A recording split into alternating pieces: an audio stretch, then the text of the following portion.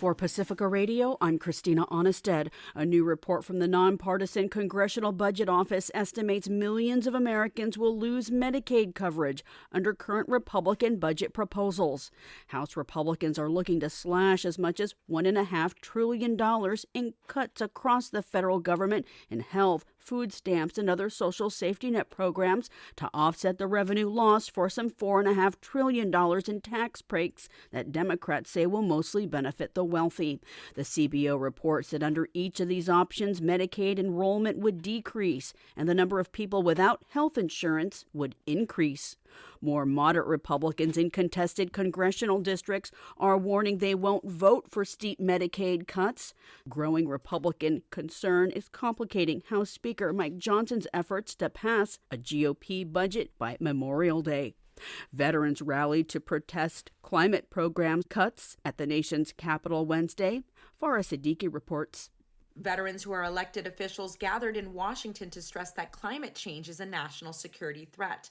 Elected officials to Protect America warns that losing Inflation Reduction Act investments could threaten both public health and military readiness. Dr. Pat Spearman is a retired Army lieutenant colonel and former Nevada state senator. It's about the people that we lose. 6 out of every 10 deaths in Iraq and Afghanistan were somehow related to oil, guarding it, moving it, offloading it, something. How many more must die because we can't curb our appetite for fossil fuels? I'm Farah Siddiqui for Pacifica Network and Public News Service.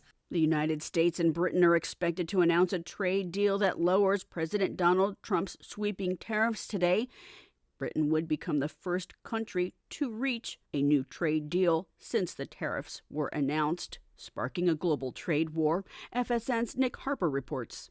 The UK has wanted a trade deal with the US ever since Brexit, when it withdrew from the European Union in 2020. But Donald Trump's tariffs have sped up the process.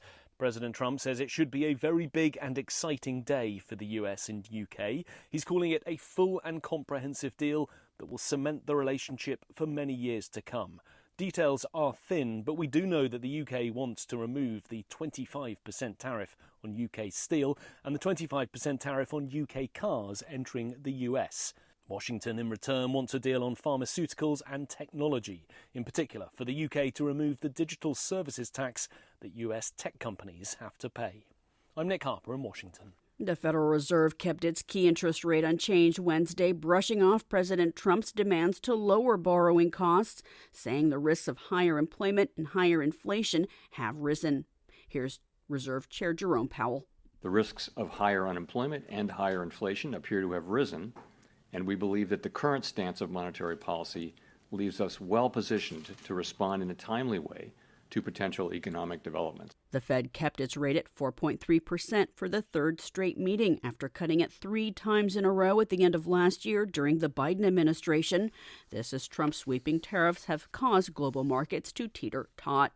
Media reports say the Trump administration is floating the idea of running a government in Gaza ahead of President Trump's visit to the Middle East next week. Reuters is reporting the preliminary plan involves the U.S. leading a transitional government until safety and security in the Palestinian territory is established. There would be no role for Hamas, which has led Gaza since 2007, or the Palestinian Authority, which has jurisdiction in the West Bank.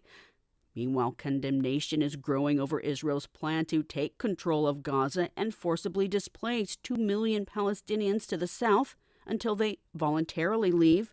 Amnesty International says it would amount to a war crime and crimes against humanity. Maryland Senator Chris Van Hollen calls it a plan of ethnic cleansing in this video he posted on social media. The Donald Trump plan to essentially force 2 million Palestinian civilians to leave Gaza. That is simply ethnic cleansing by another name. The idea, of course, is the first step is you herd 2 million Palestinians into a small enclave, and then you continue to make life so miserable, literally cutting off food and essential supplies, so they have no alternative but to leave or starve. That is the situation that's unfolding as we speak. America should not be complicit in any of this, and the world should not be complicit Meanwhile, Israeli strikes in Gaza have killed more than 100 Palestinians in the last 24 hours. This as the hunger crisis in Gaza is worsening. World Central Kitchen says it's depleted its food stocks completely amidst Israel's blockade of aid and food. Its founder, Chef Jose Andres, said in a statement, World Central Kitchen has truckloads of food just waiting to enter Gaza. Ukraine's foreign ministers accused Russia of violating its own ceasefire more than 700 times between midnight and today, calling it a farce.